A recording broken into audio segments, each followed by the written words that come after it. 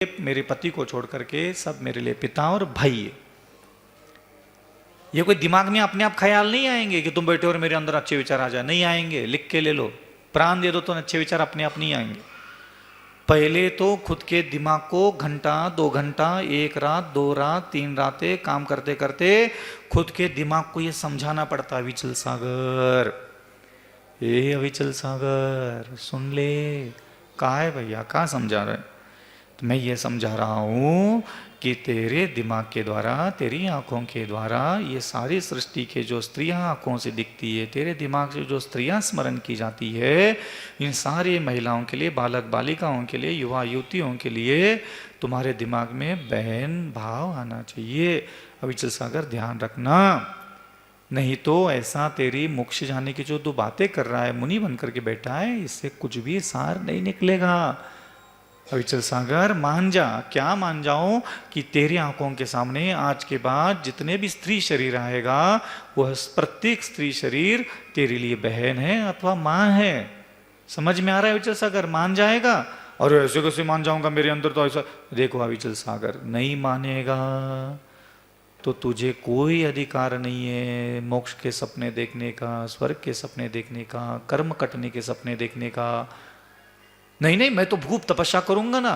कर ले बेटा, तू तपस्या कर ले, एक बार खाना खा ले, बाल नोच ले, दिगंबर घूम ले, नंगे पैर चल ले, भूखे प्यासे रह ले। ध्यान रखना, अगर तू अविचल सागर संसार की सारी महिलाओं के लिए अपनी बहन और माता नहीं मानेगा, तो यही तेरी हरकत, तू तप करके जितने कर्म काटेगा उतना गड्ढा इसी से भर जाएगा। समझ में आ रहा है कुछ कह रहा हो अविचल सागर? तेरा मानना बहुत जरूरी है। दूसरा, तुझे इसलिए मानना चाहिए क्योंकि फिर तुमने शास्त्र पढ़ करके क्या सीखा? पुद्गल क्या है, जीव क्या है, अभी तुझे अकल नहीं आई। इसका मतलब पुद्गल भोगने के योग्य नहीं है, अभी तक तुमने ये खुद को नहीं सिखाया। ये मतलब तुम्हें आत्मा की पहचान जब हुई नहीं खुद की, तो तुम्हें दूसरों की आत्मा आत्मा लग नहीं रही। इसका ये मतलब निकलता है। मतलब तुम ढोंगी बाबा हो, पाखंडी बाबा हो, भले ही दुनिया चौका लगा दे, भले ही दुनिया नमुत्त नमुत्त बोल दे, भले ही दुनिया अगवानी कर दे, वो सब तो होता रहेगा पुण्य पाप के प्रभाव से। लेकिन तेरे अंतरंग जगत में ये जो खेल चल रहा है, ये खेल अधूरा का अधूरा रहेगा। और इसीलिए तू अनंत बार मुनि बन करके भी बाहर के शास्त्र आगम पढ़ करके, दुनिया भर का प्रपंच करके, मेवा मिठाई खा करके, चौके में सोले का खाना खा करके तूने तो बहुत अनंत काल व्यतीत किया, लेकिन तूने कभी खुद को 4 अच्छी बातें नहीं सिखा पाया। अविचल सागर, तू इस बार सिखा दे, ठीक है? देख, दुनिया की नजर में भले तू पुण्य कर्म उदय में आ जाए, यश कीर्ति नाम कर्म के उदय आ जाए, तो सारे संसार के लोग तुझे सच्चा साधु भली प्रवचन कर लिया, अच्छा अच्छा तो मान लेंगे। थोड़ा सामायिक करके दिखा देगा, थोड़ा टिमटाम करके दिखा देगा, तो हो सकता है तुझे संसार का सबसे उत्कृष्ट चर्यावान बोल ले। लेकिन अभी भी अगर तेरी आंखों के सामने आने वाली प्रत्येक स्त्री, यादों में आने वाली प्रत्येक स्त्री के शरीर के लिए अगर मोह है, राग है, आसक्ति है, ममत्व है, उसका अंग पांग उपांग, उसकी कांति तेज हर्षता पुष्टता देख करके तुम्हारे अंतःकरण में अगर कामाधिक विकार उत्पन्न हो रहे, तो अविचल सागर तू तो गयो। तो तुझे जाना है क्या इस बार? तुझे रिद्धि सिद्धि शक्ति आत्मवैभव आत्मज्ञान आत्मज्योत प्रकट करना है कि नहीं करना? जैसे जिनेंद्र भगवान के शरीर से दिव्य रोशनियां प्रकट होती है, वैसे तुझे तेरे शरीर से दिव्य रोशनियां प्रकट करना है कि नहीं करना? हाँ करना है, करना है। पर जे चाहने तो जे छोड़ने पड़े।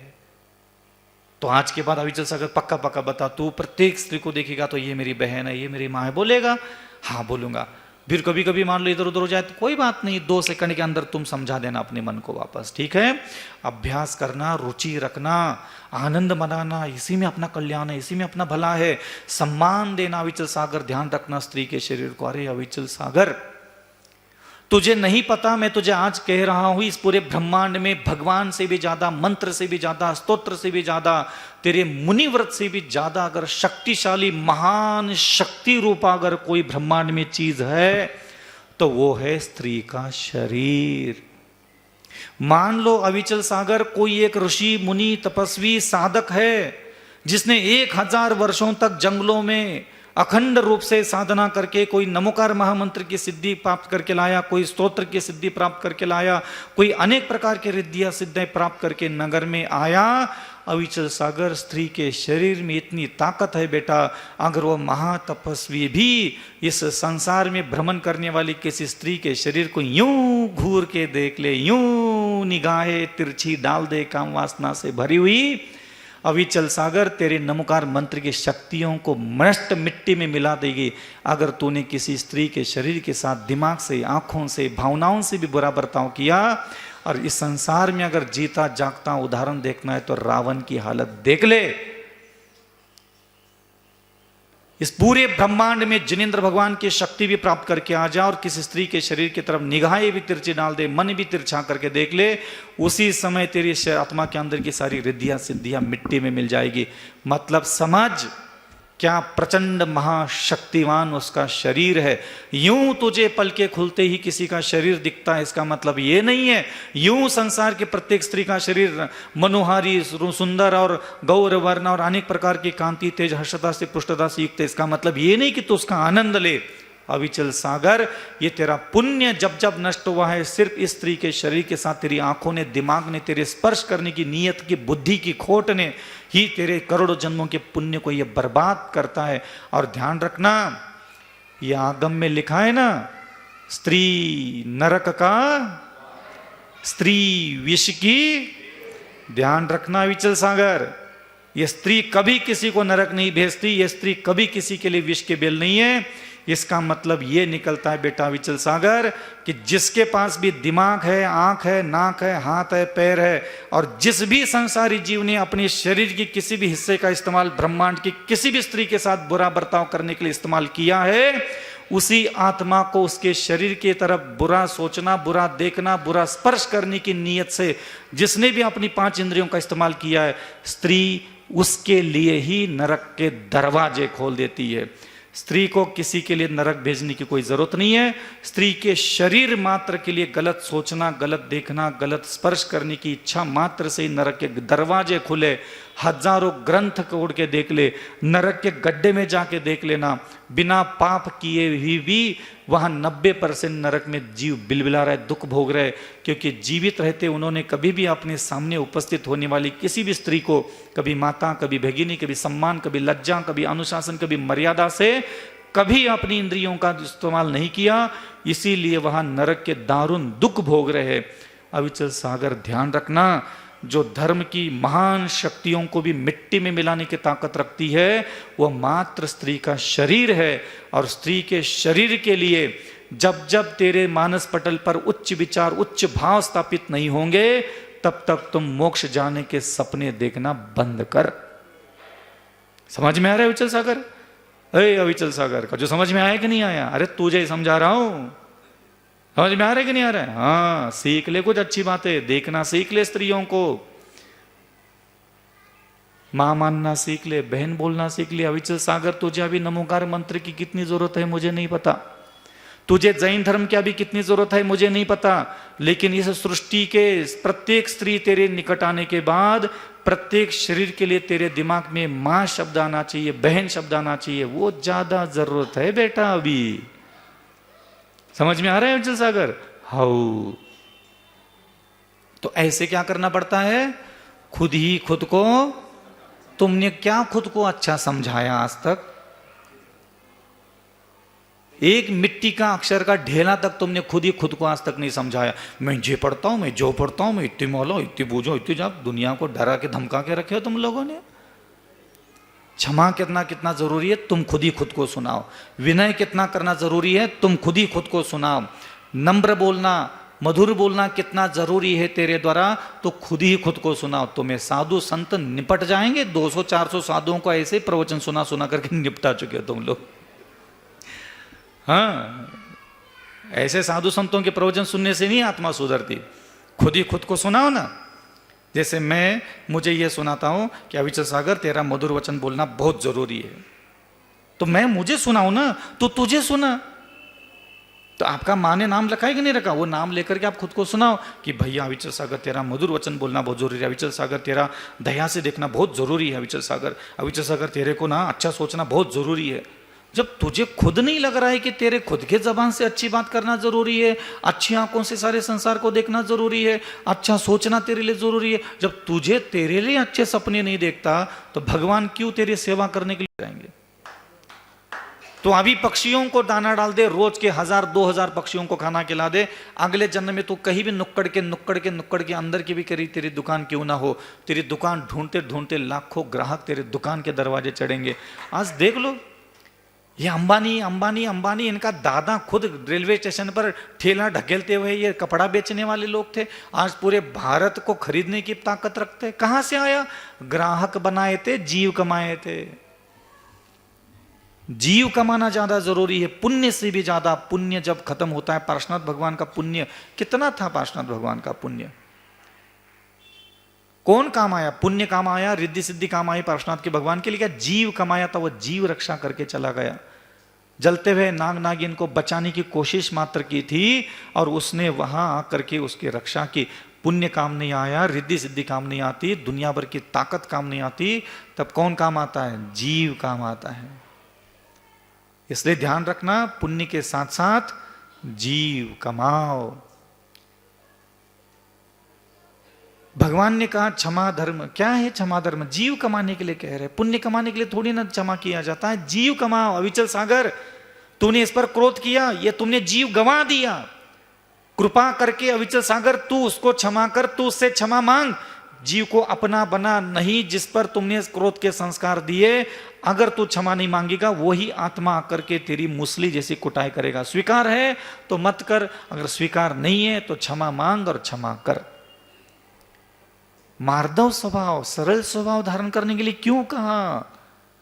अपना स्वभाव को सरल बनाने के लिए क्यों कहा? क्योंकि कठोर स्वभाव के कारण जीव गवाता है। मैं किसी के साथ कठोर व्यवहार करूं, वो व्यक्ति कल यहां आएगा मेरे पास? जीव खो दिए मैंने। आपको संसार में सबसे ज्यादा पुण्य के सुख से भी ज्यादा जीव का सुख चाहिए होता है, लेकिन आप उसको देखते ही नहीं पलट करके। किस किस को व्यक्ति को चाहिए बताओ? सुंदर शरीर, स्वस्थ शरीर, निरोग शरीर और 200 करोड़ प्रॉपर्टी का पति, किसको चाहिए बताओ? लेकिन उस पति का स्वभाव घृणा करने वाला, निंदा करने वाला, आलोचना करने वाला, शक करने वाला, दिन में 3-4 बार कोड़े से पिटाई करने वाला, ऐसा उस पति का स्वभाव है, पुरुष का स्वभाव है। बताओ किसको चाहिए? लात मार दोगे तुम उस पुण्य पर और उस पुण्य के वैभव पर। इस सृष्टि में जब भी तुम्हें सबसे अधिक सुख प्राप्त होता है, गुणवान माता, गुणवान पिता, गुणवान पति, गुणवान पत्नी, गुणवान पुत्र पुत्रिया, बंधु बांधव, परिजन, पुरजन, नगरजन, जितने ज्यादा गुणवान मिलेंगे, तुम एक टाइम की रोटी खा करके भी जितना सुकून से सो पाओगे बेटा, उतने कठोर, उग्र, निंदित, लांछन, कलंक, ताना मारने वाले लोग तेरे चारों तरफ घेर के बैठे और तेरे पास प्रॉपर्टी अगर 40 करोड़ की भी है ना, तुझे खुद को 10 बार अपने ऊपर धिक्कार लोगे। बदकिस्मती क्या मेरी चल रही समझ में नहीं आ रहा। इधर घर में तो लाखों करोड़ों की बातें होती है, दान धर्म मंदिरों में जाकर के 1-1 करोड़ के दिया जाता है, लेकिन कलेजे में पल भर की ठंडक नहीं है। सास का स्वभाव, जेठानी का स्वभाव, ननंद के स्वभाव से अंदर घुट घुट करके जिंदगी जी रहे होते हैं। और हम चाहते हैं कि पुण्य कम पड़ गया। बेटा पुण्य नहीं कम पड़ा, पुण्य सिर्फ भोग की वस्तु देता है। तुमने जैसे जीव कमाए थे वैसे जीव तेरे बगल में तेरा माता पिता, पति पत्नी, पुत्र पुत्रियां बन करके आ गए। जो तेरे किस्मत में जीव आया है वो उनके साथ वैसा व्यवहार किया है, इसलिए आया है। पुण्य से सिर्फ भोग की वस्तु मिलती है, माता पिता, पति पत्नी पुण्य से नहीं मिलते। ये ध्यान रखना हमेशा। इसलिए पुण्य के साथ साथ जीव कमाना चाहिए। जिनेंद्र भगवान के शासन का प्रत्येक शब्द जीव कमाने की दिशा में ही है। आगे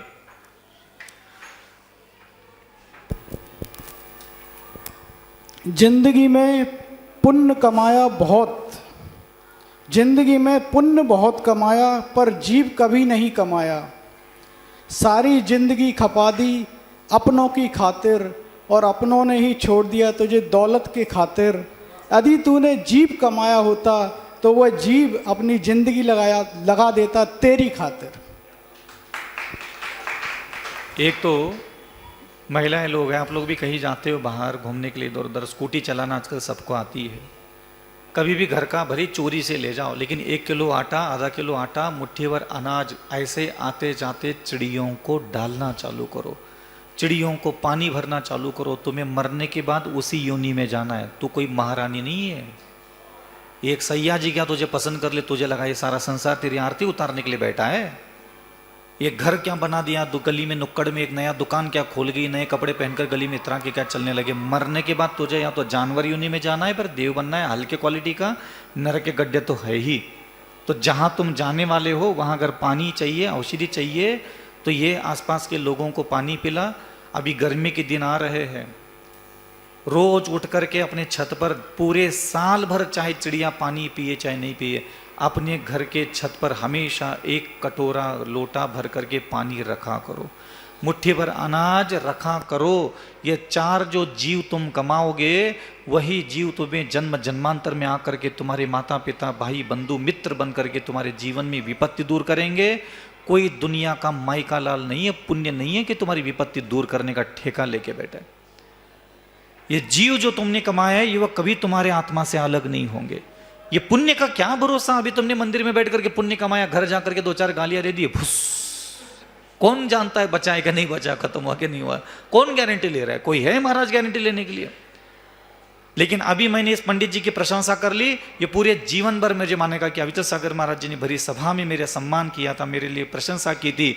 अविचल सागर महाराज जी ने मेरा सामाजिक स्तर बढ़ाया था, वो जीवन में कभी भी मेरा उपकार चुकाना नहीं भूलेगा। इसको बोलते हैं जीव कमाना। इसलिए आप ज्यादा से ज्यादा, और चिटियों को आटा डाल दो। आप जितनी महिलाएं लोग हैं, कभी भी बाहर जाओ थोड़ा स्कूटी लेकर के, खेत में कहीं भी, आटे में 2-4 8-10 चम्मच घी तेल डाल दो, भली चोरी करके डाल दो, और उसमें थोड़ा शक्कर डाल दो, वो भी चोरी करके डाल दो, कोई दिक्कत नहीं है।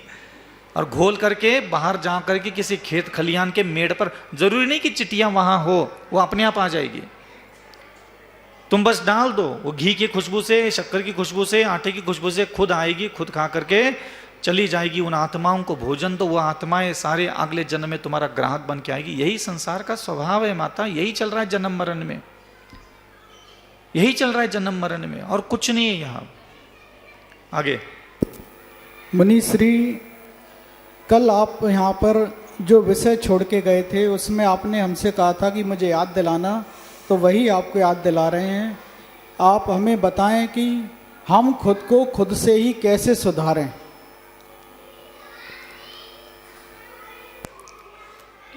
एक बात होती है कि हम खुद से बात करें।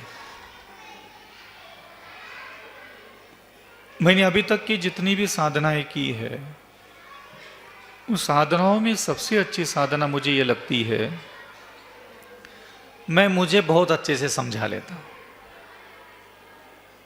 खुद ही खुद को समझाना आना चाहिए। कई बार ये मोक्ष क्या है लोग पूछते हैं, तो खुद को समझाने में कामयाबी हासिल करने का नाम ही मोक्ष है।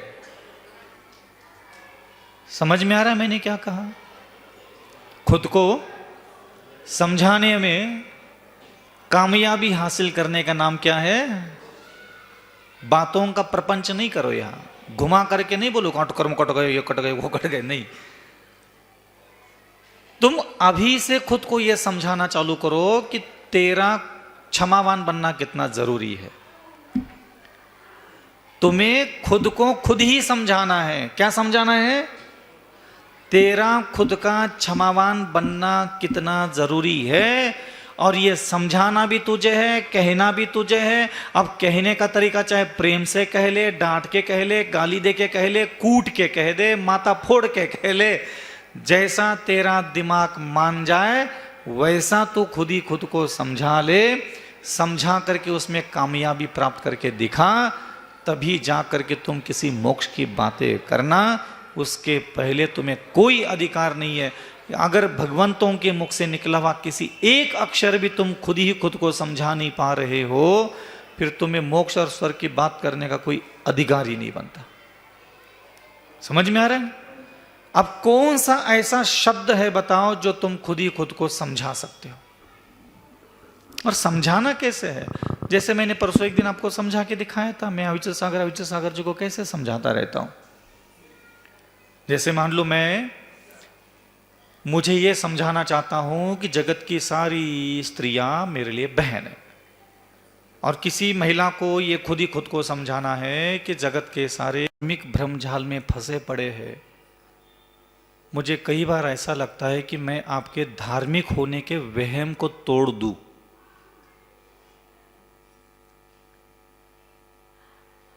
मैं आपको पूरे जिनेंद्र भगवान की वाणी को सुनाता हूं। जिनेंद्र भगवान बहुत केवल ज्ञानी हैं, और वो जिनको उपदेश दे रहे हैं, भगवान खुद जानते हैं कि जिनको मैं अभी उपदेश दे रहा हूं, इनको अभी भी प्रशांत और अरबी और हिंद महासागर में जितनी पानी की बूंदे हैं, उससे भी करोड़ों गुना जन्म मरण करना है, और उसके बाद कभी इनका मोक्ष जाने का समय आने वाला है। भगवान सब जानते हैं। यहां जो भी जैन जात में पैदा होता है, जरूरी नहीं कि उसको मोक्ष मिले ही निकट समय में। खुद आदिनाथ भगवान को अभी अभी मिला, वो भी अनंत काल तक भटक रहे थे। महावीर भगवान को खुद अभी अभी 2500 साल बाद मुक्ति मिली, उनका भी समय आने के पहले नहीं मिला। ये मोक्ष वाला जो चैप्टर है, वो तुम्हारे इच्छाओं में, तुम्हारी बुद्धि में कभी नहीं होना चाहिए। तुम्हारे दिमाग में सिर्फ इतना होना चाहिए कि मैं एक संसारी जीव हूं और मुझे संसार में रहना है। इतनी सी बात है। बार बार मोक्ष स्वर्ग नहीं, तो मैं संसारी हूं, यह सत्य है। मोक्ष भी सत्य है, लेकिन वो काल लब्धि आए बिना, वो मेरी इच्छाओं पर डिपेंड नहीं है। मेरे आचार्य बनने से, मेरे उपाध्याय बनने से, मेरे बहुत मंदिर बनाने से, मेरे जन्मबिंब बनाने से, मेरे बहुत लंगड़ी तंगड़ी छलांग कूदा फांदी 100 करोड़ 200 करोड़ क्षेत्र उद्धार फलाना उद्धार संतशाला दुनिया भर के कठोर साधनाएं, मौन धारण कर लिया, बाल उखाड़ लिया, नाना प्रकार के सारे, कितना कुछ भी तांडव करो, काल लब्धि निकट आए बिना किसी भी आत्मा की मोक्ष की सिद्धि नहीं है। तो फिर महाराज, जब मोक्ष के लिए हम मेहनत नहीं करें तो क्या करें? हाँ, संसार में सुखी रहने का हमारा पूरा अधिकार है। हम चाहे मनुष्य योनि में रहे, पशु योनि में रहे, नरक योनि में रहे, चाहे स्वर्ग में रहे, हम जहां भी रहे, जब तक हमारी काल लब्धि नहीं आती, तब तक हमारा जो जन्म मरण होने वाला है, वो सुखपूर्वक जीवन हो, शांतिपूर्वक जीवन हो, समृद्धि वाला जीवन हो, आदि व्याधि उपाधियों से मुक्त हमारा जीवन हो, शरीर मन वचन अन्य प्रकार के धन दौलत रिश्ते नातों का सुख हमें लगातार प्राप्त हो, ये जिनेंद्र भगवान जानते थे। जिनेंद्र भगवान ने आत्मा को मोक्ष मिलेगा इसका भी उपदेश दिया, मोक्ष मार्ग का, और उसमें उन्होंने सबसे पहले शब्द दिया अहिंसा।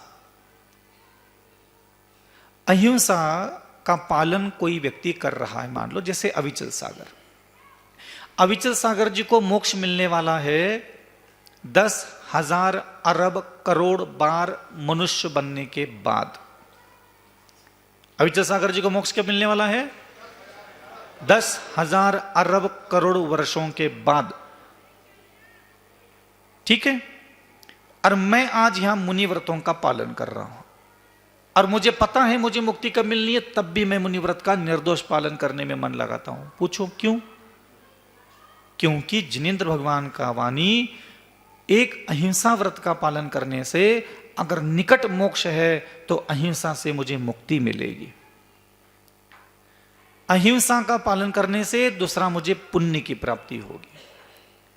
और अगर मेरी मुक्ति बहुत दूर है, तो जिन जिन जीवों के साथ मैंने प्रेम आनंद मंगल पूर्वक व्यवहार किया, किसी को मन को, किसी की वाणी को, किसी की इंद्रियों को बिना दुख दिए, मैंने बहुत सारे जीवों पर उपकार किए, एहसान किए, उनके जीवन में मधुर वचन बोले, विनय बोला, दया की, करुणा की, औषधि दिया, भोजन दिया, सबकी चिंता की, सारे लोगों पर मैंने एहसान किया है। भगवान कहते हैं कि अविचल सागर, निकट अगर तेरी मुक्ति है तो तेरी अहिंसा से तुझे सीधा मोक्ष ही मिलेगा, लेकिन अगर तुझे मोक्ष मिलने में देर है तो मेरी अहिंसा का पालन करने से तुम्हें पुण्य की प्राप्ति होगी। और दूसरी प्राप्ति होगी, जिन जीवों पर तुमने एहसान किया है, तेरे जन्म मरण के चक्र में वही जीव आकर के तुझे संकटों के समय मदद करेंगे। मैं तो जा रहा हूं सिद्धालय, मैं नहीं आऊंगा हर बार तेरे बगल में। ये तूने आसपास के लोग जो तुमने इकट्ठा किए उपकार करके, दया करके, वो सारी आत्माएं तुझे जन्म जन्मांतर में तेरी विपत्ति के समय तेरे निकट आकर के तुझे सहयोग करेंगे। जब भी कोई इंसान आकर के तुझे गाली देता है, निंदा करता है, आलोचना करता है, घृणा करता है, तब तुझे लगता है ना कि तेरा पूर्व जन्म का वैरी है, तो तूने उसके साथ, उन आत्माओं के साथ जैसा व्यवहार किया, वो व्यवहार करने के लिए तेरे जीवन में वापस आता है। ये भी एक सत्य है। इसलिए ध्यान रखना, जिनेंद्र भगवान के मुख से निकला हुआ प्रत्येक शब्द ना तुम्हें पुण्य कमाना सिखाता है, ना तुम्हें मोक्ष दिलाता है। वो सबसे पहले यह कहता है कि जीव कमाओ की प्रेरणा देता है। प्रत्येक शब्द मैं सिद्ध करके दिखा सकता हूं। मैं यही बैठा हूं, मैंने शब्द बोला जीव कमाना है, और एक होता है जीव गंवाना। तो यही बैठा ही है, एक नंबर के बेअकली आदमी है। तुम लोगों को लगता होगा कोई अकल विकल है इसमें। अकल 2 कौड़ी की नहीं है, बुद्धि 2 कौड़ी की नहीं है। किताब विताब पढ़ करके लोगों को उल्लू और ठगने का काम किया इस बंदे ने 25 साल तक। बताओ, मैंने जीव कमाया क्या गंवाया? ऐसी हरकत की मैंने इनके साथ, ठीक है। इनको कमाया क्या गंवाया? कहाँ बच जा। और ये बहुत अच्छे श्रावक श्रेष्ठी है, निरंतर देवगुरु शास्त्र में आस्था रखते हैं। मुझे बहुत अच्छे जब भी मेरे सामने आते हैं मेरा हृदय अत्यंत प्रसन्न होता है। इनकी सदाचारिता, इनकी मर्यादा, इनका जीवन का अनुशासन, संतोष वृत्ति, इनकी नम्र वृत्ति, देवगुरु शास्त्र के प्रति प्रीति, मुनियों के प्रति अलग से इनका लगाव रहता है। ये बहुत अच्छे इंसान है। अब बताओ, मैंने इनको कमाया क्या गंवाया? तो इनको मैंने कमाया। अगर पहले में जो मैंने इनके बारे में बोला और ये बोल करके उनको छोड़ देता, ये बंदा 25 साल नहीं 100 साल बाद भी मेरे बगल में आकर के मेरे ठिकाने लगाने की नहीं करता। समझ में आ रहा है? ये होता है कर्म संस्कार, दूसरा होता है आत्म संस्कार। मैंने जब इनकी निंदा की तब मैंने आत्मा में 2 किलो का पाप का बंध बांधा, मान लो। लेकिन वो 2 किलो पाप बंध हो सकता है मैं अभी सामायिक में जाकर के मंत्र जपते जपते खत्म कर लूं। मैंने इनकी निंदा कर लिए कितने कर्म बांधे? 2 किलो पाप कर्म का बंध बांधा। और मैं ऊपर जाकर के मंत्र स्तोत्र पूजा पाठ जाप स्तोत्र करके वो कर्म भले ही नष्ट कर दूं, लेकिन इनकी आत्मा में मैंने जो संस्कार भर दिए थे वो संस्कार नहीं मिटेंगे। वो आत्मा आकर के मेरे जीवन में दे दनादन दनादन दनादन कुटाई करेगा। और तुम तब कह नहीं सकते मैंने तो कर्म काट दिए थे। बेटा, कर्म काट सकते हो, आत्म संस्कार नहीं काट पाओगे। समझ में आ रहा है? आप लोग कर्म तो काट लेते हो मंदिर में आकर के पूजा पाठ करके, लेकिन जिस आत्मा के अंदर तुमने जो संस्कार भरे हैं वो संस्कार कैसे काटोगे? और जिस जीव के साथ तुमने जैसा व्यवहार किया वैसा ही व्यवहार करने के लिए वह जीव तुम्हारे पास वापस आएगा। आपको मैंने पार्श्वनाथ भगवान का उदाहरण सुनाया था कि पार्श्वनाथ भगवान ने एक बार अपने छोटे भाई को गाली दे करके घर से बाहर निकाला था। मान लो पार्श्वनाथ भगवान ने अपने भाई के साथ जब गलत व्यवहार किया, कमट उनका सगा भाई था 10 जन्म पहले, ये ध्यान रखना। और उस समय पार्श्वनाथ भगवान के उस भाव में जो श्रावक था उसने 10 किलो पाप इकट्ठा किया था, मान लो, अपने भाई को डांटने के चक्कर में। तो क्या आपको लगता है वो 10 जन्म तक वो 10 किलो पाप नहीं काट पाया जो 9 जन्म तक मुनि बन करके बैठे थे? पार्श्वनाथ भगवान ने उस कमट के साथ जितना खोटा व्यवहार करके कर्म इकट्ठा किए थे वो कर्म तो कब के नष्ट हो गए, लेकिन ध्यान रखना उस कमट के आत्मा में जो आत्म संस्कार के बीज उन्होंने वैर भाव के छोड़ दिए थे, वो वैर भाव उनका जन्म जन्म जन्म तक आकर के पार्श्वनाथ भगवान को मार डालता रहा। हर बार कभी भी कर्म का फल नहीं होता, कभी कभी आत्माओं का भी फल होता है। कभी कभी तुमने जिस आत्मा में जो संस्कार भरे पड़े ना वो आत्मा के संस्कार तुम मिटा नहीं पाओगे। और इसलिए भगवान ने अहिंसा महाव्रत का अविचल सागर, तुम अपने आसपास के पृथ्वी का एक, जल का एक, अग्नि का एक, वायु का एक, वनस्पति का एक, 2 इंद्रिय 3 इंद्रिय 4 इंद्रिय 5 इंद्रिय जीवों के साथ अच्छा व्यवहार करो जैसा उनकी हित में है, ताकि वह आत्मा मुझ तक वापस आकर के मेरे साथ बुरा बर्ताव ना करे। तो अहिंसा शब्द का मतलब होता है जीव कमाना। कि जीव कमाओ अविचल सागर, क्योंकि तुझे मोक्ष जाने के लिए अभी 10,000 अरब करोड़ वर्ष है, और तब तक तुम न जाने कितनी बार जन्म मरण करोगे। और जब जब जन्म मरण करोगे तुम्हें माँ चाहिए, बाप चाहिए, भाई चाहिए, बहन चाहिए, पति चाहिए, पत्नी चाहिए, पुत्र चाहिए, समाज मिलेगा, मोहल्ला मिलेगा, दुकान खोलोगे, ग्राहक चाहिए। तुम्हें अगर ठगने वाले लोग किस्मत में नहीं चाहिए तो यहाँ उपकार एहसान करके सारे सृष्टि के जीवों को तू अपना बना, ये सारे जीव आकर के तेरे साथ हमेशा अच्छा व्यवहार करेंगे। सीधा सा गणित है।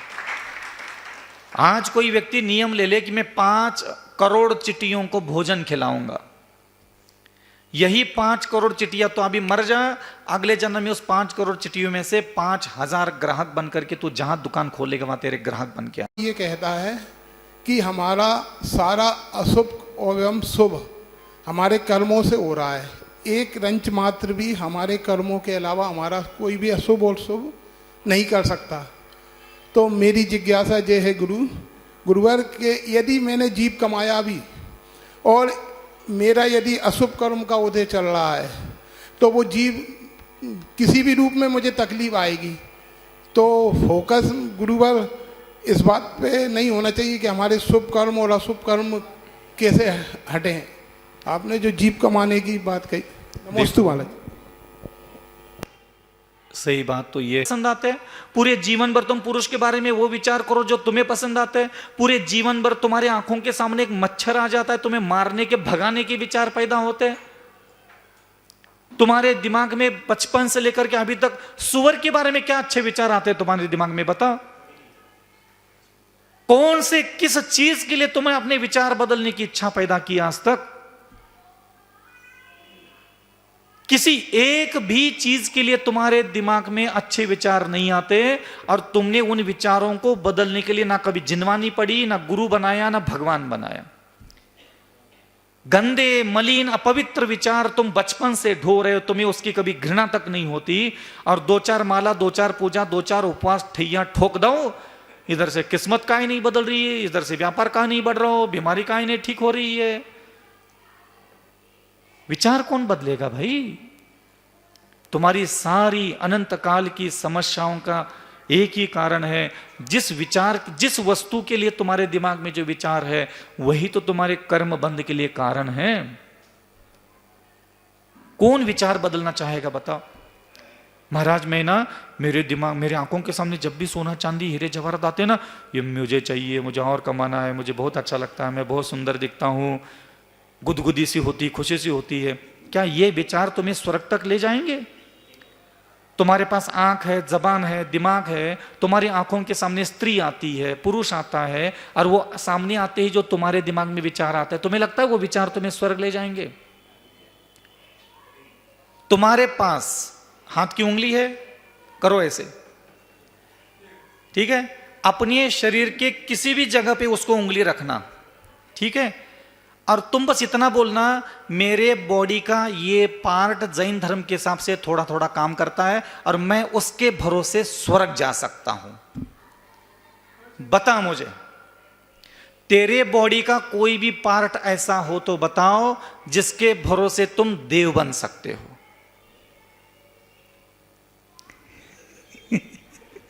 तुम्हारी लंका में हम ये आग लगा सकते हैं।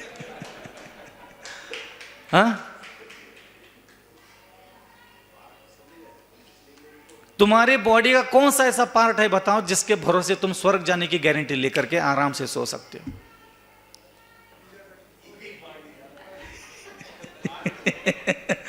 क्या तुम ये नहीं बोल पा रहे? तुम इसके भरोसे स्वर्ग नहीं जा रहे हो, तुम इसके भरोसे स्वर्ग नहीं जा रहे हो, फिर तुम कैसे बोलते हो कि मेरा कल्याण होने वाला है?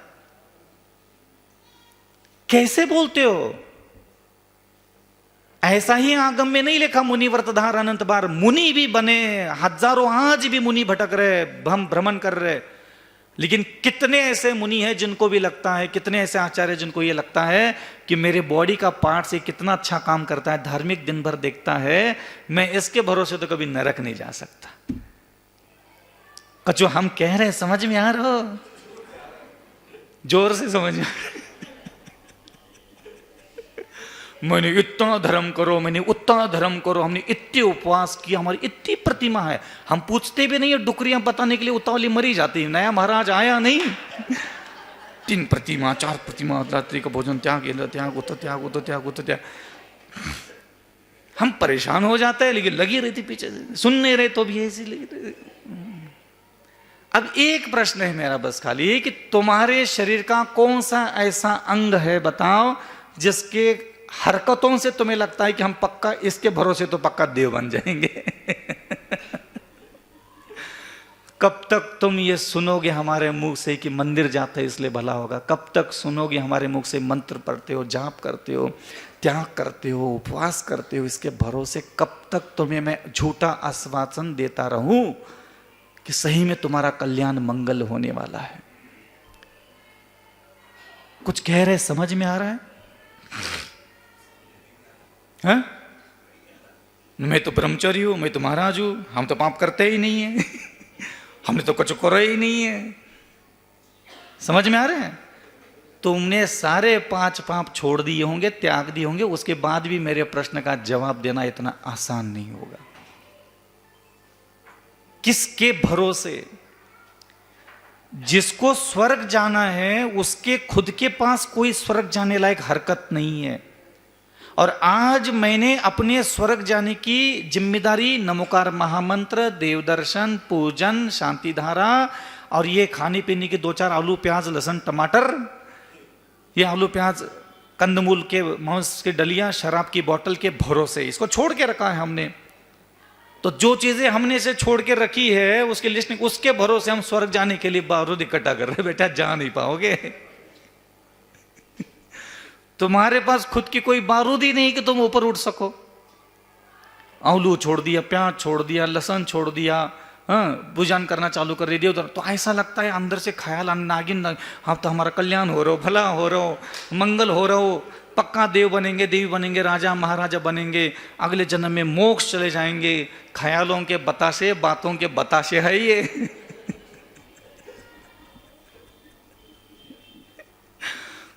समझ में आ रहा है? और हम बातों के बताशे देते नहीं ज्यादा किसी को। हम झूठी तसल्ली देते ही नहीं, देना भी नहीं चाहेंगे। हम क्यों बोले कि तुम ये पढ़ लो तो तुम्हारा भला होगा? हम बोलेंगे नहीं कभी। जब तक तुम्हारी चीजें तुम्हें स्वर्ग जाने लायक नहीं बनाएगी तब तक तुम नहीं जा पाओगे, चाहे तुम कितना भी कर लो। 10 किलो लोहे का गोले के बगल में अगर तुम लक्ष्मी फटाके लगा दोगे, 2-4 कारतूस मार्केट से खरीद करके, और उसमें बाती लगा करके भग जाओगे, सोचोगे 10 कोले लोहे का गला ऊपर उड़ जाए। बेटा फटाका उड़ेगा बड़े तरीके से, लेकिन लोहा वही का वही, आत्मा यही संसार में भटकते हुए तुम देखोगे। जितना बच सको उतना अपने कल्याण मंगल उद्धार की बातों से बचो और रियल में देखना चालू करो। रियल में क्या तुम्हारी आंख फूट गई, क्या दिमाग फूट गया तुम्हारा कि तुम्हें खुद क्या हो भला? क्या तुम्हारे अंदर खिचड़ियां पक रही है? कैसे तुम स्त्री को, पुरुष को, बालक को, वृद्ध को, इस घर परिवार में बैठ करके तुम्हारे शरीर के एक एक अंग अंग का तुम क्या इस्तेमाल कर रहे हो? तुम्हारा खुद को खुद ही काबू रखना तक नहीं आता और तुम चाहते हो कि मनोकार मंत्र तुझे स्वर्ग ले जाए। ये भक्तामर स्तोत्र, ये दीपक लगा करके 21 रुपए की बोली लगा करके, ये कांसल जी और ज्यादा बड़ी बोली लगा लेते। कांसल जी तो और चने के पेड़ पे चढ़ा के बैठा है समाज के लोगों ने। लालू को तो स्वर्ग के बड़े बड़ा देवता ही बनाने वाले। कांसल जी किसी की बातों में नहीं आना, ध्यान रखना। हाँ, असली साधक बनना है तो अपने भरोसे बनो। अपने भरोसे स्वर्ग जाओ ना। ये मंत्रों के भरोसे, आलू प्याज के भरोसे क्यों स्वर्ग जा रहे हो? खुद की आंख क्या गिरवी रखी है कहीं? खुद की जबान के भरोसे, खुद के दिमाग के भरोसे, खुद के कानों के भरोसे, खुद के हाथ पैर की हरकतों की वजह से स्वर्ग जाके दिखाओ ना। ऐसे तो फिर कुत्ते भी चले जाते हैं। श्वापी देवोपी देवश्वात जायते धर्म के लिए विषाद। कौन सा हम पहली बार स्वर्ग जा रहे हैं जो हम स्वर्ग जाने की बातें और सपने देख रहे हैं? अनंत बार गए, अनंत बार स्वर्ग में गए। इस बार हम ऐसे नहीं जाएंगे पुण्य कमा करके स्वर्ग। हाँ हाँ, खुद को ठिकाने लगा करके जाएंगे इस बार स्वर्ग। है कोई तैयार? खुद की खड़ियां तो खड़ी करना आती नहीं है और कर्मों की खटियां खड़ी कर रही हूं मंत्र पढ़ करके। आगे सो गए थे क्या? गुरुवर, आप जैसा कोई मिला ही नहीं, मिलता कैसे कोई था ही नहीं। जैसा धर्म का स्वरूप आप बता रहे हैं ऐसा तो कभी हमने सोचा ही नहीं। गुरुवर नमोस्तु। भाई निर्मल जी मिर्ची यहाँ आए और अपनी शंका का समाधान पूछें।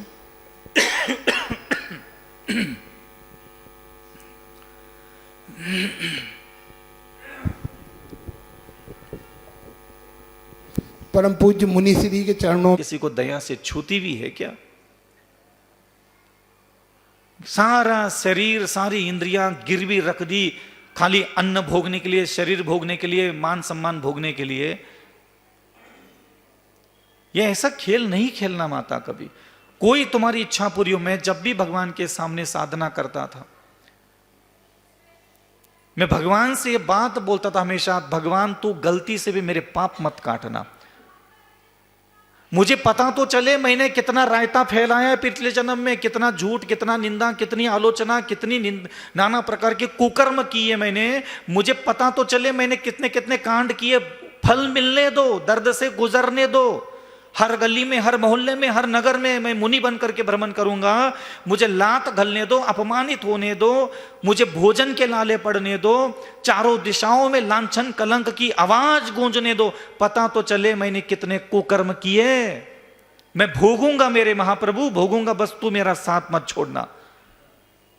और गलती से कभी पुण्य मत देना मुझे। मैं तेरी भक्ति करूंगा, प्रेम करूंगा, तेरी आज्ञा का पालन करूंगा, तेरे दिए हुए व्रतों का पालन करूंगा, लेकिन कभी एक बूंद भी मुझे पुण्य प्रदान मत करना।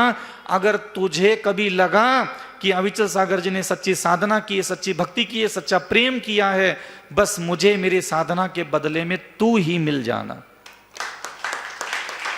क्या लेना देना? क्या कर लेगी स्वस्थ शरीर बीमारियां? किसी कामी पुरुष के काम आएगा तेरा स्वस्थ शरीर? और किस लिए आएगा? क्या कर लोगे स्वस्थ शरीर का? क्या कर लोगे धन दौलत का? क्या लोगे इसका? अनंत काल का संसार निर्माण होता है। इसलिए ध्यान रखना, ये वही जिनेंद्र भगवान का शासन है जहां आपको विचार दिए जाते हैं। विचार। मैंने अपने जीवन में कभी भगवान को अपनी समस्याओं का समाधान नहीं माना। किसी मंत्र, किसी स्तोत्र को मैंने अपनी किसी समस्या का समाधान माना ही नहीं। कर ही नहीं सकते, हो नहीं सकते। और होता भी होगा तो मेरे पास उतनी अग्नि नहीं है कि मैं उस स्तोत्र को पिघला सकूं, उस मंत्र को पिघला सकूं, उस सारे जिनेंद्र भगवान के जनबिंबों के अंदर के शक्तियों को अपने प्रेम से, प्रेम की अग्नि से पिघला करके उसको अपने ऊपर वर्षा कर सकूं। वो अग्नि मुझ में ही तो नहीं है। भगवान तो सोना है 50 किलो 100 किलो का, लेकिन उसको पिघला करके अपने काम में लाने का कलेजा कहां है हमारे पास? वो कहां से लाओगे? है मंत्र महान, है भगवान महान, लेकिन उसकी अंदर की ऊर्जाओं को पिघला करके अपने तक लेके आने के लिए जो अग्नि चाहिए, वो अग्नि कहां है तुम्हारे पास?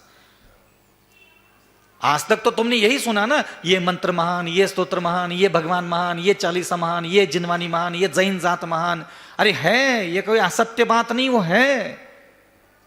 लेकिन इसके अंदर की सारी ऊर्जाओं को मैं अपनी तरफ खींच लूं, वो योग्यता आने के लिए भगवान ने तुम्हें बचपन से कहा था कि जितनी ज्यादा दयावान बनोगे, जितना ज्यादा क्षमावान बनोगे, जितना ज्यादा करुणावान बनोगे, जितना ज्यादा नम्र बनोगे, जितना ज्यादा पर स्त्री पर पुरुषों की तरफ आंख उठा करके नहीं देखोगे, वो तुम्हारे अंदर अग्नि प्रकट हो जाएगी कि अपनी जिह्वा से एक बार नमोकार मंत्र पढ़ लोगे तो मंत्र की शक्तियां तेरे सामने आकर के खड़ी हो जाएगी।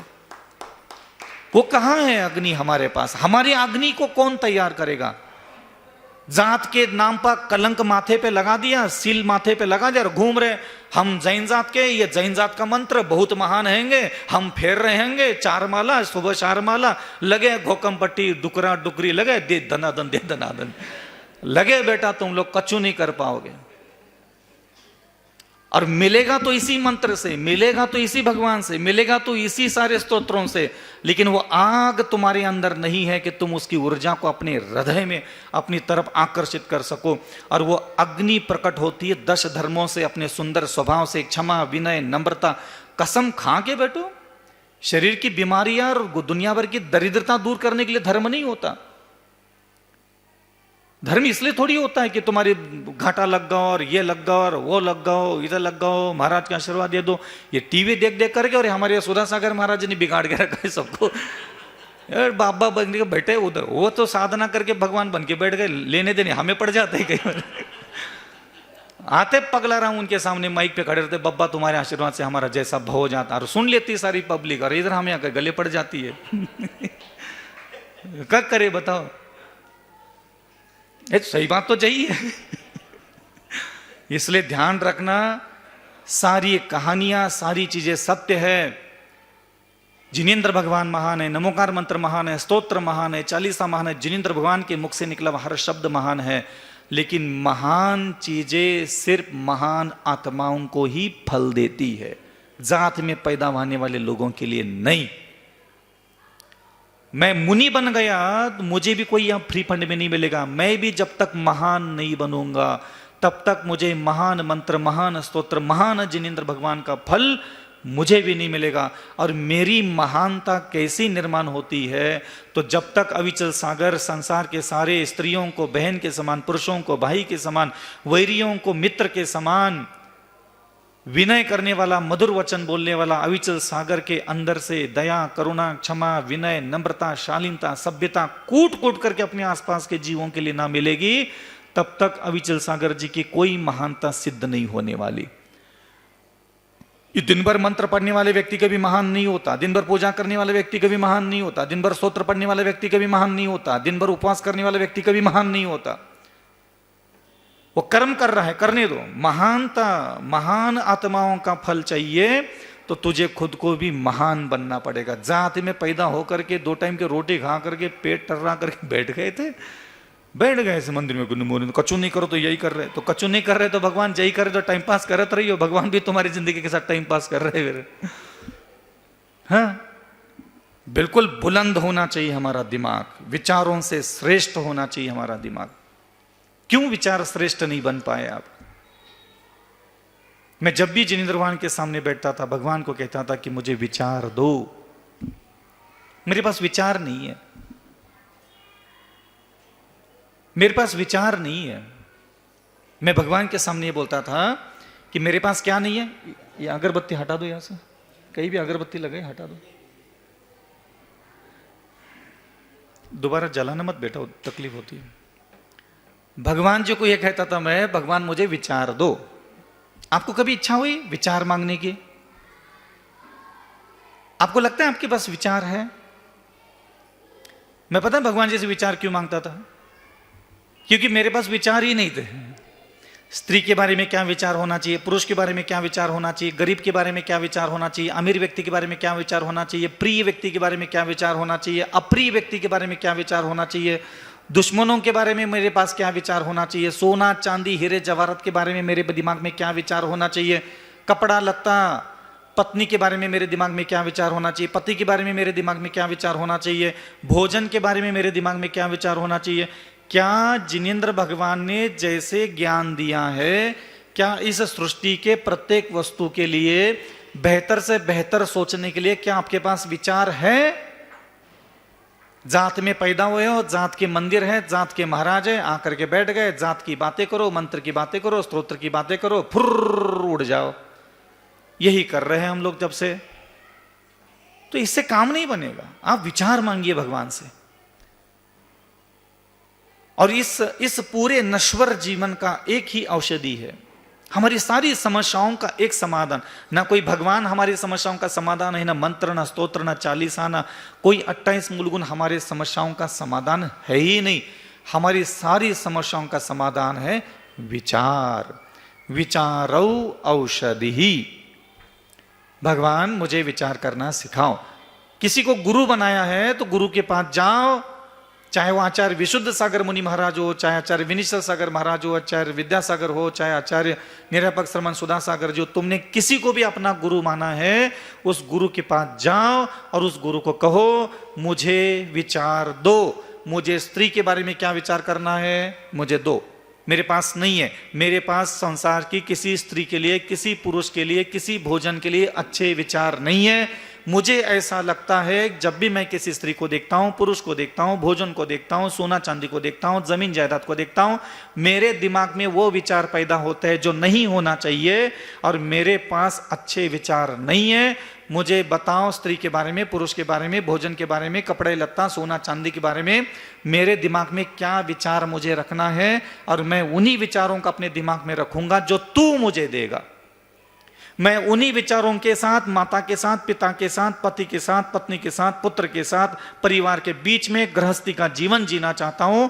मुझे विचार प्रदान कीजिए।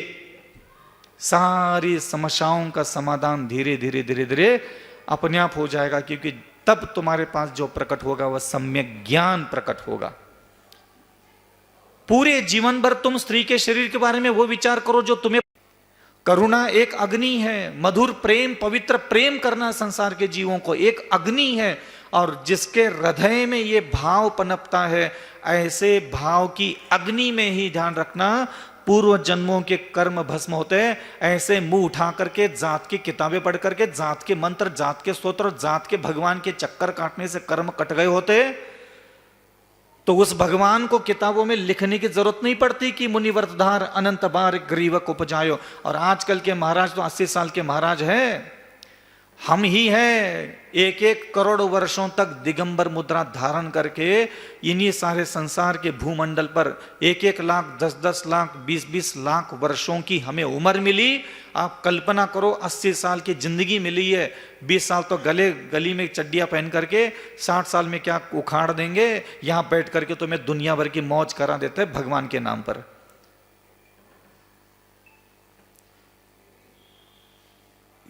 समझ में आ रहा है कुछ कह रहे हैं? यही तुम्हारा महान मंत्र, यही तुम्हारे स्तोत्र, यही तुम्हारे जिनबिंब है।